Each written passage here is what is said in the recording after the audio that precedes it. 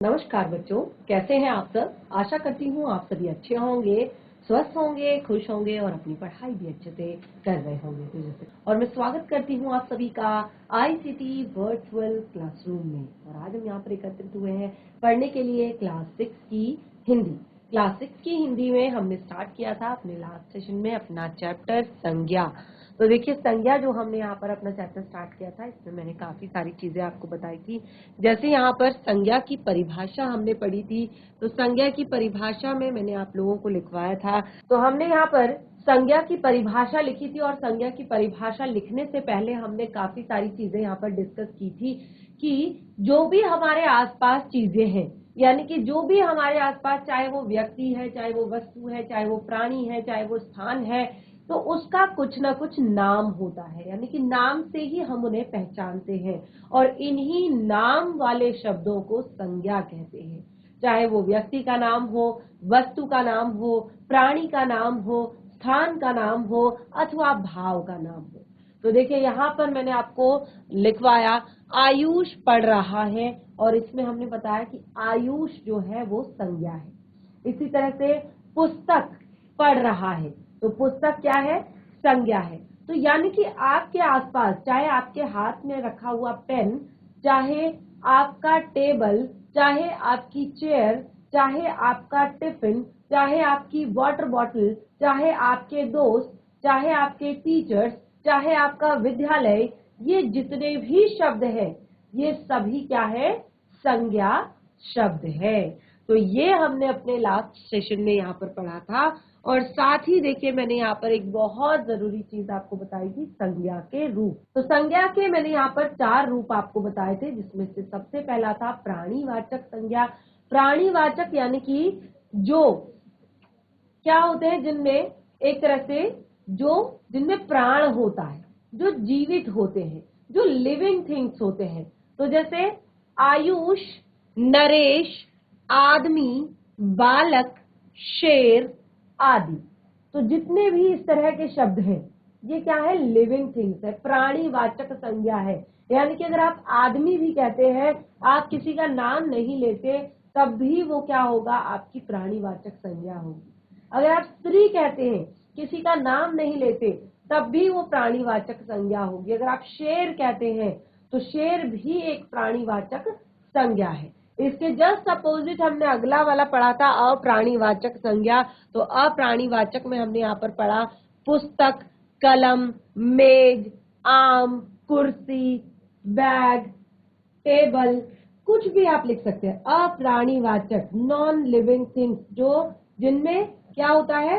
प्राण नहीं होता, जिनमें जान नहीं होती, जो खाना नहीं खाते, जो सांस नहीं लेते, जो पानी नहीं पीते, जो ग्रो नहीं करते, तो वो क्या है? अप्राणीवाचक। यानी कि अगर आपकी एक पुस्तक है, वो क्या है? अप्राणीवाचक, यानी कि निर्जीव एक तरह से उसे कह सकते हैं। ठीक है, तो इस तरह से दूसरा जो हमारा था वो ये था। और तीसरा इस तरह से यहाँ पर हमारा था अगणनीय। अगणनीय यानी कि जिसकी गणना नहीं की जा सकती। अगणनीय संज्ञा यानी कि जैसे मिठास, बुढ़ापा, भूख, ईमानदारी, सच्चाई, यानी कि आप काउंट नहीं कर सकते। आप नहीं कह सकते कि उसके अंदर 1 किलो सच्चाई है, या आप नहीं कह सकते कि उसके अंदर 5 किलो ईमानदारी है। यानी कि आप उसको गणना नहीं कर सकते, या आप काउंट नहीं कर सकते कि उसमें 5 मिठास है, 10% खटाई है। ऐसा आप उसको एक तरह से गणना नहीं कर सकते, उसकी उसकी किसी एक तरह से उसको जोड़ नहीं सकते, नंबर्स में काउंट नहीं कर सकते। तो इस तरह से यहाँ पर नंबर 3 हमने पढ़ा और नंबर 4 हमने पढ़ा था अगणनीय। गणनीय यानी कि जिनको आप काउंट कर सकते हैं। जैसे शहर, शहर को आप काउंट कर सकते हैं कि कितने शहर हैं, 1 है, 2 है, 10 है, 15 है, 20 है, 50 है। ठीक है, गांव, इनको भी आप काउंट कर सकते हैं, जोड़ सकते हैं। जैसे आप कहेंगे कि इस इलाके में 10 गांव हैं, या इस इलाके में 50 गांव हैं। आगरा, आगरा भी यानी कि शहर है, और इनको भी आप काउंट कर सकते हैं कि 1 है आगरा। कोलकाता भी 1 है। इस तरह से आप इनको काउंट कर सकते हैं, यानी कि इनकी गणना कर सकते हैं, तो ये क्या है, गणनीय। तो ये 4 रूप हमने यहाँ पर संज्ञा के पढ़े, 4 रूपों में हमने संज्ञा को पढ़ा यहाँ पर। और उसके बाद जो सबसे मेन चीज यहाँ पर हमने पढ़ी वो थे संज्ञा के भेद। संज्ञा के भेद यानी कि जैसे मैंने आपको बताया कि संज्ञा तो होती है नाम वाले शब्द, नाम वाले शब्दों को संज्ञा कहते हैं, लेकिन इसमें मैंने आपको बताया जैसे आप कह सकते हैं पुस्तक, तो पुस्तक जो है बहुत सारी पुस्तकें होती है, एक पुस्तक नहीं है। लेकिन अगर मैं कहूं रामायण की पुस्तक, तो ये एक स्पेसिफिक नेम हो जाता है, एक अलग नाम हो जाता है। तो इस तरह से इसी के आधार पर हमने यहाँ पर संज्ञा के 3 भेद, मैंने आपको पहले बताया कि यहाँ पर 3 भेद होते हैं, व्यक्तिवाचक संज्ञा, जातिवाचक संज्ञा और भाववाचक संज्ञा। तो उसी में मैंने बोला कि यहाँ पर जो 2 और हमने संज्ञाएं जोड़ी है, समुदायवाचक संज्ञा और द्रव्यवाचक संज्ञा। ये भी समुदाय को आप समूहवाचक संज्ञा भी कह सकते हैं, समूह या हम समुदाय या समूहवाचक संज्ञा भी कहते हैं। तो इस तरह से हमने अपने लास्ट सेशन में यहाँ तक पढ़ लिया था और आप सभी ने यहाँ तक नोट भी किया होगा, नोट डाउन किया होगा आप सभी ने।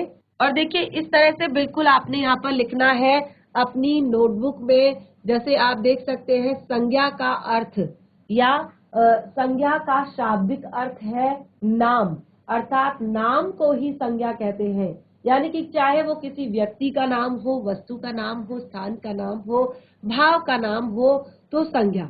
जैसे देखिए रायगंज, यहसी, गोलघर, गीता, अपूर्वा, ये सब क्या है, नाम है, ये सब क्या है, नाम है। और इन्हीं को यहाँ पर संज्ञा कहा गया है, इन्हीं को क्या कहा गया है, संज्ञा कहा गया है कि नाम वाले शब्दों को संज्ञा कहते हैं। उसके बाद देखिए संज्ञा के जो भेद मैंने आपको बताया, संज्ञा के मुख्य रूप से 3 भेद माने जाते हैं, व्यक्तिवाचक संज्ञा, जातिवाचक संज्ञा और भाववाचक संज्ञा। व्यक्तिवाचक, जातिवाचक और भाववाचक। और मैंने आपको बताया जो आपकी जातिवाचक संज्ञा है, इसको, जो जातिवाचक संज्ञा है, इसको यहाँ पर हमने और 2 भेदों में यहाँ पर बांटा है, जिसको एक कहते हैं समूह या समुदायवाचक और दूसरा है द्रव्यवाचक। तो ये आपने सभी ने यहाँ तक नोट डाउन किया है अपनी नोटबुक्स में, सभी ने नोट डाउन किया है अपनी नोटबुक्स में। यहाँ तक आगे बढ़ेंगे। सबसे पहले व्यक्तिवाचक संज्ञा। क्या होता है व्यक्तिवाचक संज्ञा? तो मैंने कहा जब हम किसी स्पेशल व्यक्ति, किसी विशेष व्यक्ति के बारे में बात करते हैं, जैसे देखिए इसको आप नोट कीजिए, जिस संज्ञा शब्द से किसी एक जिस संज्ञा शब्द से किसी एक व्यक्ति विशेष, यानी कि जैसे मैंने आपको बताया अगर मैं कहूं पुस्तक, तो पुस्तक में आपकी सारी पुस्तकें आ जाती है, लेकिन अगर मैं कहूं श्रीमद् भागवत गीता, तो ये क्या है, एक अलग किसी विशेष पुस्तक का नाम है। अगर मैं कहूं आपकी वसंत पाठ्य पुस्तिका भाग 1, तो ये एक स्पेशल बुक है, यानी कि एक अलग से मैंने एक बुक का नाम लिया है। अगर मैं कहूं रामायण, तो ये एक अलग बुक है, ठीक है। तो इस तरह से व्यक्तिवाचक संज्ञा में क्या होता है, किसी एक विशेष व्यक्ति, वस्तु या स्थान आदि का बोध होता है, ठीक है। किसी एक विशेष व्यक्ति, वस्तु, स्थान आदि का बोध होता है, उसे व्यक्तिवाचक संज्ञा कहते हैं। अब जैसे यहाँ पर एक छोटा बच्चा है, अब मैंने कहा बच्चा, तो आपकी क्लास में तो बहुत सारे बच्चे हैं, लेकिन मैं कहूं अंश, ठीक है, आपकी क्लास में जो बच्चा है अंश, तो अंश देखिए एक स्पेसिफिक नेम है। जैसे बहुत सारी जगह है, लेकिन महदार एक जगह है, बहुत सारी चीजें हैं, लेकिन मैं कहती हूँ कि आप गुड़िया से खेलो, ठीक है। तो गुड़िया क्या है, एक वस्तु है। उसके बाद गंगा, बहुत सारी नदियां हैं और उसमें मैं कहती हूँ कि गंगा नदी सबसे पवित्र नदी है, ठीक है। तो गंगा जो है एक अलग से हमने स्पेशल नाम लिया। बहुत सारी जगह है, लेकिन मैंने कहा हिमालय, तो जहां पर भी किसी व्यक्ति, वस्तु, स्थान का स्पेशल आप नाम लिखते हैं, उसके ग्रुप के बारे में बात नहीं करते, आप स्पेशल नाम लिखते हैं, उसे कहते हैं व्यक्तिवाचक संज्ञा। उसे क्या कहते हैं? व्यक्तिवाचक संज्ञा। और मैं देख पा रही हूं कि कोई भी बच्चा नोट डाउन नहीं कर रहा है। तो ये टॉपिक मैंने आपको लास्ट सेशन में भी कहा था कि जितना भी पढ़ाया जाता है साथ के साथ नोट डाउन करेंगे, क्योंकि जब भी नेक्स्ट सेशन में आपसे डिस्कस किया जाता है तो ऐसा लगता है कि आपने पिछले सेशन में कुछ पढ़ा ही नहीं है।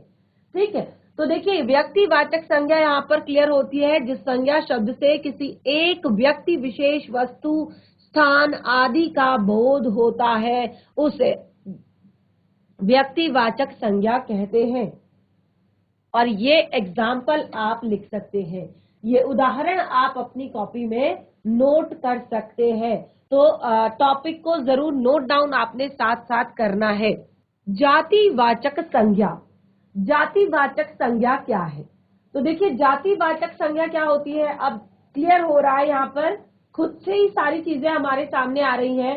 जातिवाचक संज्ञा नाम से पता चल रहा है जिस शब्द से एक ही जाति के अनेक प्राणियों, नोट डाउन कीजिए साथ साथ, जिस शब्द से एक ही जाति के अनेक प्राणियों, वस्तुओं अथवा स्थानों का बोध होता है, उसे जातिवाचक संज्ञा कहते हैं। उसे क्या कहते हैं? जातिवाचक संज्ञा कहते हैं। तो देखिए जैसे मैंने कहा शहर, अब मैंने किसी भी एक शहर का नाम नहीं लिया, मैंने किसी एक शहर का नाम नहीं लिया, मैंने कह दिया शहर। तो शहर तो बहुत सारे हैं, तो जो संज्ञा शब्द किसी भी प्राणी की, वस्तुओं की अथवा स्थान की पूरी जाति का बोध कराता है, उसे कहते हैं जातिवाचक संज्ञा। इसी तरह से मैंने अगला यहाँ पर एग्जाम्पल लिया पुस्तक। तो देखिए यहाँ पर बहुत सारी पुस्तकें हैं, आपके बैग में बहुत सारी पुस्तकें हैं, तो मैंने किसी एक पुस्तक का नाम नहीं लिया, मैंने कह दिया पुस्तक।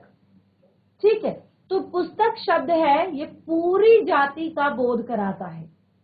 इसी तरह से सड़क, सड़क जो है मैंने किसी भी स्पेशल सड़क की बात नहीं की है कि ये आपका नेशनल हाईवे नंबर ये है, या ये आपका नेशनल हाईवे नंबर ये है, या ये आपकी ये वाली सड़क है, या वो आपकी वो वाली सड़क है।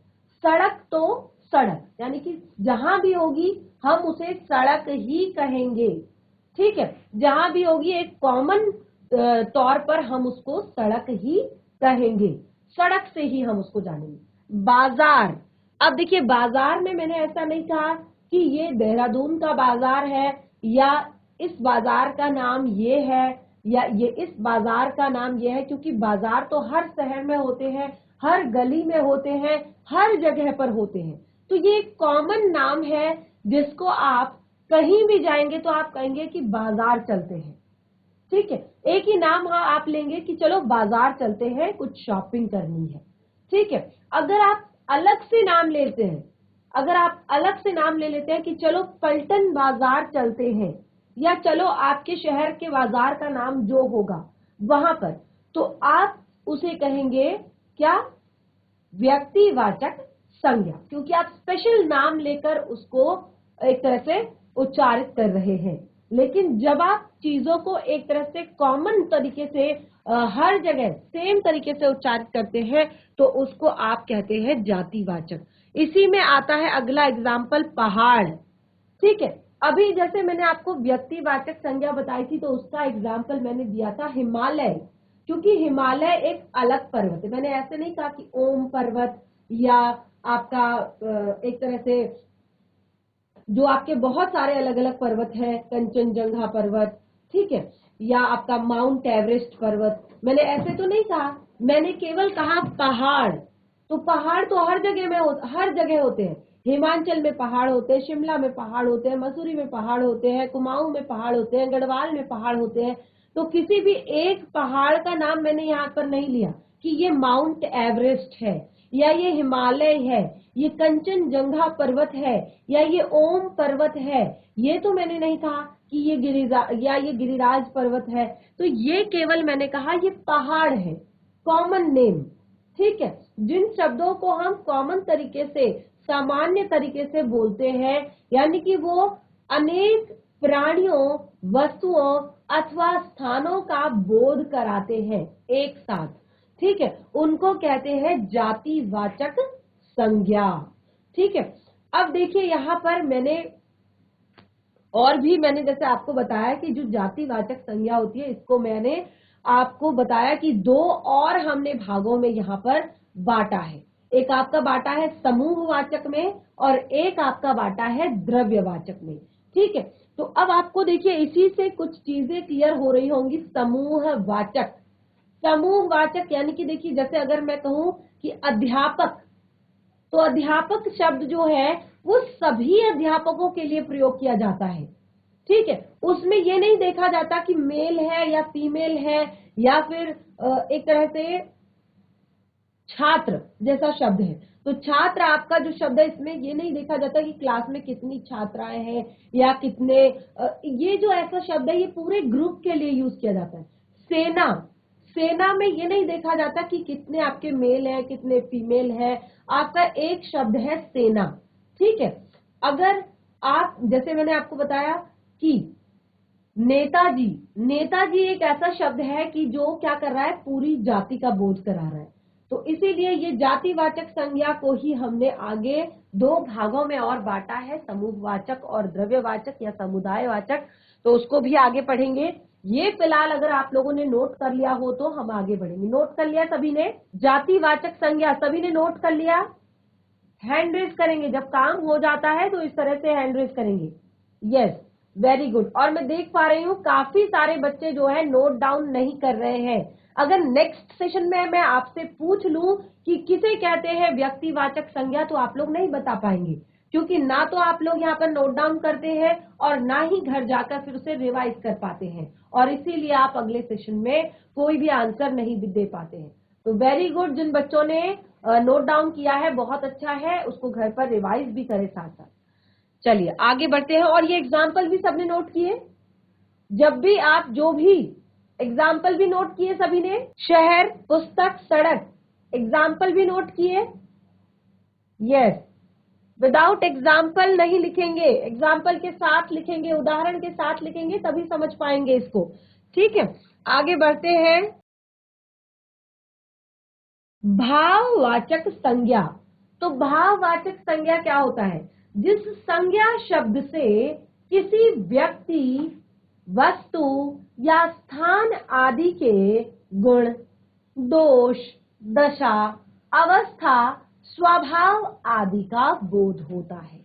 अब ऐसा शब्द, देखिए ये भी नाम ही है, लेकिन कैसा नाम है कि वो बता रहा है व्यक्ति के, वस्तु के, स्थान के गुण, दोष, दशा, स्वभाव, अवस्था आदि का बोध कराता है। एक और शब्द यहाँ पर दशा के बाद आप लिख सकते हैं अवस्था। ठीक है, अवस्था भी आप यहाँ पर लिखेंगे, क्योंकि अगर मैं कहूंगी बुढ़ापा, तो क्या शब्द है ये भाववाचक शब्द है। बचपन कैसा शब्द है? भाववाचक शब्द है।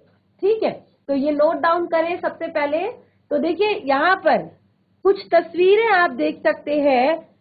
इन तस्वीरों में हमने पहली तस्वीर क्या देखी? हमने देखा कि व्यक्ति जो है गुस्से से झुंझला रहा है, क्रोध। दूसरा ईमानदारी, तीसरा निर्धनता, चौथा बचपन, पांचवा। तो इस तरह से आप यहाँ पर इसको एग्जाम्पल के साथ नोट डाउन करेंगे। फिर से एक बार सुनेंगे। जिस संज्ञा शब्द से, देखिए नाम वाले शब्दों की बात हो रही है, तो जिस संज्ञा शब्द से किसी व्यक्ति, वस्तु, स्थान आदि के गुण, ठीक है, जहां पर हम बताएंगे उसके गुण और दोष, ठीक है, और दशा, कंडीशन, ठीक है, उसकी कंडीशन या अवस्था भी आप लिख सकते हैं। अवस्था शब्द भी आप यहाँ पर लिखेंगे। ठीक है, दशा के बाद अवस्था शब्द भी लिखेंगे और उसके बाद लिखेंगे स्वभाव आदि का बोध होता है, उसे भाववाचक संज्ञा कहते हैं। उसे क्या कहते हैं? भाववाचक संज्ञा। निर्धनता, बचपन आदि और भी बहुत सारे शब्द हो सकते किसी भी व्यक्ति के गुण दोष। अब देखिए, ईमानदारी क्या है?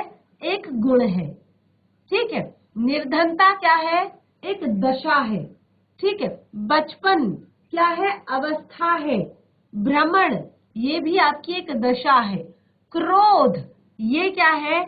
गुण है, दोष है, क्रोध, ठीक है। क्रोध होना, क्रोधी होना, तो ये सब चीजें आती हैं आपकी भाववाचक संज्ञा के अंतर्गत। यानी कि ये क्या है? आपकी फीलिंग्स है, आपके भाव है, ठीक है।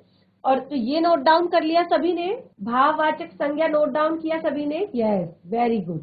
कुछ बच्चे जो है बहुत धीरे धीरे लिखते हैं, तो समझ लीजिए फिर से, जो बच्चे नोट डाउन कर रहे थे, कि किसी भी व्यक्ति या वस्तु या स्थान, क्योंकि नाम वाले शब्दों को संज्ञा कहते हैं, तो हमारे आसपास जितनी भी सारी चीजें हैं सबके कुछ ना कुछ नाम है।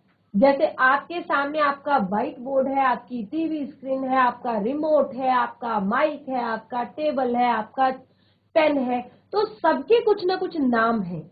लेकिन ये क्या है? भाववाचक संज्ञा है, यानी कि भावों के नाम यहाँ पर है। यानी कि उस व्यक्ति, वस्तु, स्थान आदि के, ये जब हम गुणों की बात करेंगे, जब हम उसके दोषों की बात करेंगे, जब हम उसकी कंडीशन यानी कि दशा की बात करेंगे, जब हम उसकी अवस्था की बात करेंगे, जब हम उसके स्वभाव के बारे में बात करेंगे, तो उसको कहेंगे भाववाचक संज्ञा। उसको क्या कहेंगे? भाववाचक संज्ञा, ठीक है। तो ये हमारा नंबर 3 पॉइंट, यहाँ पर तीसरा भेद भी क्लियर हो चुका है। सभी को क्लियर हुआ? तीसरा भेद क्लियर हुआ सभी को? Yes, very good. आगे बढ़ते हैं। समूहवाचक। तो देखिए, मैंने अभी अभी आपको क्या बताया था कि ये बिल्कुल उसी तरह है जिस तरह से जातिवाचक संज्ञा हमारी होती है, ठीक है। यानी कि ये पूरे एक तरह से ग्रुप के बारे में, यानी कि यहाँ पर कोई सिंगल चीज के विषय में बात नहीं की जाती। तो देखिए, जिस संज्ञा शब्द से किसी समूह या समुदाय का बोध होता है, ये जातिवाचक से निकला हुआ है। समूहवाचक संज्ञा या समुदायवाचक संज्ञा, तो जिस संज्ञा शब्द से, यानी कि नाम तो सबके नाम ही है, वो संज्ञा ही है, लेकिन किस टाइप की संज्ञा है वो हमने यहाँ पर सबको अलग अलग डिफरेंशिएट कर दिया। तो जैसे जिस संज्ञा शब्द से किसी समूह या समुदाय का बोध होता है, पता चलता है कि यहाँ पर एक नहीं पूरे ग्रुप की बात की जा रही है, पता चलता है कि यहाँ पर एक नहीं पूरे समुदाय की बात की जा रही है, ठीक है। अब जैसे कक्षा, कक्षा कैसा शब्द है? अब यहाँ पर कोई एक तरह से बात नहीं की गई है कि कितने बॉयज है, कितनी गर्ल्स है, गर्ल्स में किसका नाम क्या है, बॉयज में किसका नाम क्या है। यहाँ पर हमने एक पूरे समूह की बात की कि हमारे सामने ये जो है कक्षा है, ठीक है। कक्षा है यानी कि बहुत सारे उसमें बच्चे हैं, अलग अलग एज ग्रुप के हो सकते हैं, अलग अलग आपके मेल फीमेल हो सकते हैं, तो ये पूरी कक्षा है। इसी तरह से झुंड, झुंड किसका होता है? पक्षियों का हो सकता है, जानवरों का हो सकता है, ठीक है। तो देख सकते हैं आप पक्षियों का ये झुंड। झुंड शब्द जो है ये भी एक समूह यानी कि एक ग्रुप का बोध करा रहा है, चाहे वो जानवरों का हो, चाहे वो पक्षियों का हो, चाहे वो लोगों का हो। और अगला शब्द आप देख सकते हैं भीड़। भीड़ शब्द भी आपका समूह या समुदाय का बोध कराता है, भीड़, ठीक है। तो भीड़ आप देख सकते हैं यहाँ पर कितनी सारी भीड़ है, तो किसी एक के बारे में बात नहीं की जा रही है, पूरे ग्रुप के बारे में बात की जा रही है। सेना, सेना शब्द देखिए अगला, ये एग्जाम्पल है सारे। जब परिभाषा लिखते हैं तो उसके नीचे फिर इस तरह से एग्जाम्पल भी लिखेंगे, ठीक है, उदाहरण करके इनको लिखेंगे यहाँ पर इस तरह से, और ये सारे शब्द आप लिखेंगे। ये चित्र केवल आपको यहाँ पर मैंने इसलिए दिखाए हैं ताकि आप समझ जाएं, ठीक है।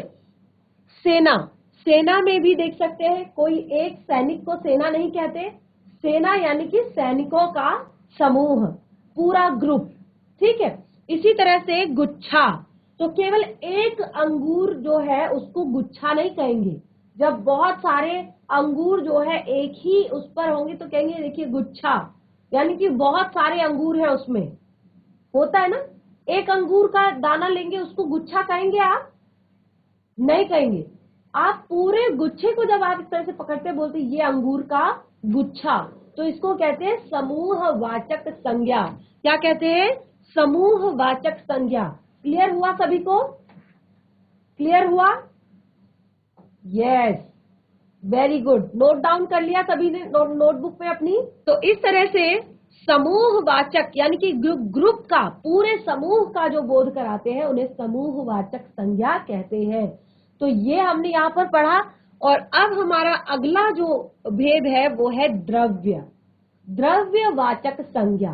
द्रव्य का अर्थ होता है कोई भी पदार्थ। द्रव्य का क्या अर्थ होता है? कोई भी पदार्थ। तो जिस संज्ञा शब्द से, अब देखिए यहाँ पर अभी तक हम लोगों की बात कर रहे थे, अभी तक हम बहुत सारी अलग अलग चीजों के बारे में बात कर रहे थे। जैसे मैंने कहा आपके आसपास जो चीजें हैं, अब आपके पास अगर चीनी रखी है तो आप कहेंगे कि संज्ञा तो है ये, क्योंकि ये एक वस्तु है, लेकिन कैसी संज्ञा है? ये संज्ञा है द्रव्यवाचक, क्योंकि ये एक पदार्थ है। क्या है? ये एक पदार्थ है। आप कहेंगे सोना, सोना क्या है? एक धातु है तो ये वस्तु लेकिन धातु है और इसीलिए ये एक द्रव्य है, ठीक है। तो जिस संज्ञा शब्द से किसी द्रव्य, द्रव्य यानी कि पदार्थ या धातु, ठीक है, द्रव्य, पदार्थ या धातु आदि का बोध होता है उसे द्रव्यवाचक संज्ञा कहते हैं, उसे द्रव्यवाचक संज्ञा कहते हैं। तो एग्जाम्पल भी आप नोट डाउन करेंगे बिल्कुल इसी तरह से द्रव्यवाचक संज्ञा का। यहाँ पर उदाहरण लिखकर ये सारे एग्जाम्पल आप लिखेंगे, जैसे चीनी, सोना, लकड़ी, चांदी, ईंट, इनसे कुछ ना कुछ चीजें बनाई जाती है, ठीक है। द्रव्य यानी कि पदार्थ जो है उससे कुछ ना कुछ चीजें बनाई जाती है, इसीलिए उसको द्रव्यवाचक संज्ञा कहते हैं। तो द्रव्य उसको कहा जाता है जिससे कुछ ना कुछ चीजें बनाई जाती है। अब देखिए चीनी से आप कितनी सारी चीजें बना सकते हैं, मिठाइयाँ बनाते हैं, चाय बनाते हैं, और भी बहुत सारी चीजें हम करते हैं, चाशनी बनाते हैं। सोने से क्या करते हैं? आभूषण बनाते हैं। लकड़ी से क्या करते हैं? लकड़ी से बहुत सारा फर्नीचर बनता है। और चांदी से क्या होता है? चांदी से भी बहुत सारे आभूषण बनते हैं, बर्तन बनते हैं, ठीक है। और ईंट, ईंट से क्या बनते हैं? मकान बनाई जाती है, सड़कें बनाई जाती है, दीवारें बनाई जाती है, ठीक है। तो जिससे कुछ ना कुछ चीजें बनाई जाती है वो होता है आपका द्रव्य यानी कि पदार्थ, ठीक है। तो ये आपका यहाँ पर पांचवा भेद भी क्लियर होता है, द्रव्यवाचक संज्ञा। तो जिस संज्ञा शब्द से किसी द्रव्य और पदार्थ या धातु का बोध हो उसे द्रव्यवाचक संज्ञा कहते हैं। तो इस तरह से संज्ञा के पांचों भेद हमने यहाँ पर क्लियर कर लिए हैं। कौन कौन से भेद पढ़े हमने यहाँ पर संज्ञा के? कौन कौन से भेद पढ़े हमने यहाँ पर संज्ञा के? कौन बताएगा? कौन कौन से भेद पढ़े हमने यहाँ पर संज्ञा के? फटाफट माइक लेंगे, कौन बताएगा? जीआईसी भुजान, माइक लेंगे बच्चा फटाफट। यस, जो हमने यहाँ पर पढ़े हैं उसे घर से पढ़कर आएंगे। तो आज का सेशन आप सभी को समझ आया होगा ऐसी मेरी आशा है, और आप लोग घर से इसको पढ़कर भी आएंगे। बाकी के टॉपिक को कंटिन्यू करेंगे हम अपने नेक्स्ट सेशन में। तब तक के लिए धन्यवाद। आपका दिन शुभ हो।